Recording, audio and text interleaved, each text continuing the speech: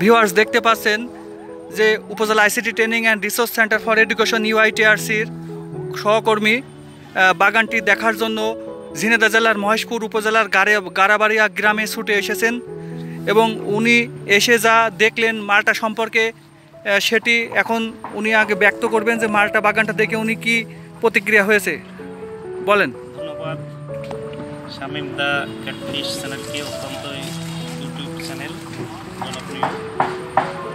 আসলে কবি বলেছেন, এমন দেশটি কোথাও খুঁজে পাবে না কেউ তুমি, সকল দেশের রানী সেজে আমার জন্মভূমি। হ্যাঁ ভিউয়ার্স, আগে কল্পনা করা যেত না যে আমাদের দেশে আপেলের চাষ হয়, মালটার চাষ হয়, আমাদের দেশে কমলার চাষ হয়। এটা কল্পনা করা যেত না এক সময়, কিন্তু আমাদের এখন হাতের মুঠোয় চলে এসছে। বাংলাদেশের অত্যন্ত একটা এলাকা, মহেশপুর থানার গারাবাড়িয়া গ্রাম। এই গ্রামের ভদ্রলোক আবুল হোসেন সমৃদ্ধশালী লোক, তার 4 বিঘা জমির উপরে যে মালটা বাগানটা করেছে, অত্যন্ত মনোমুগ্ধ পরিবেশে এই বাগানটা অবস্থিত এবং এই বাগানের যে ফলন হয়েছে তা অন্যান্য বাগান থেকে অত্যন্ত বেশি। এবং আপনারা দেখতে পাচ্ছেন এই বাগানটিতে মালটার যে সাইজ, এই সাইজগুলো অন্যান্য মালটার থেকে অনেক বড়, যা 3টাতে কেজি হওয়া সম্ভব। কিন্তু আমরা বিদেশি মালটা যেগুলো দেখি সেগুলোতে 5, 7টা, 8টাতে কেজি হয়, কিন্তু আবুল ভাইয়ের যে মালটা, এই মালটাতে 3 থেকে 4টাতে কেজি হওয়া সম্ভব। সুতরাং এই ব্যতিক্রমী চাষ করার জন্য আবুল ভাইকে ধন্যবাদ।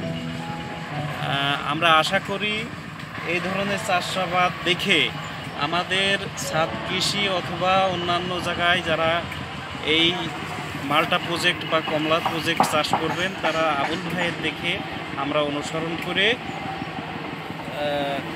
এই রকম বাগান করতে পারি।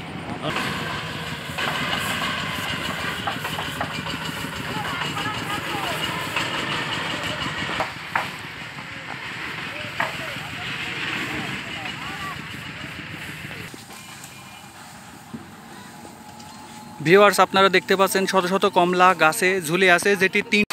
ভিউয়ার্স আপনারা দেখতে পাচ্ছেন যে মালটা বাগানে এসে আমরা একটি মালটা খাচ্ছি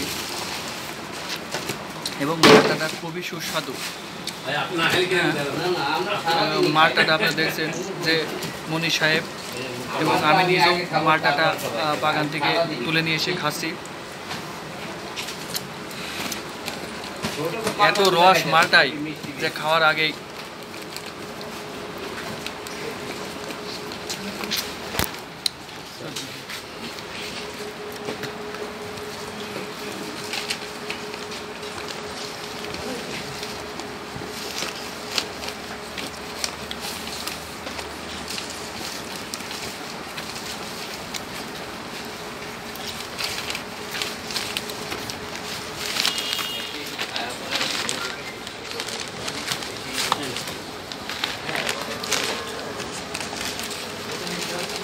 মালটা খেয়ে পেট বুঝাই করে।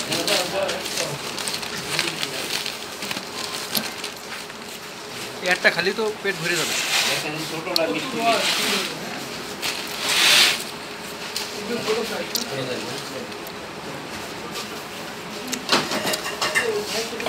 দেখতে পাচ্ছেন সতেজ ফল।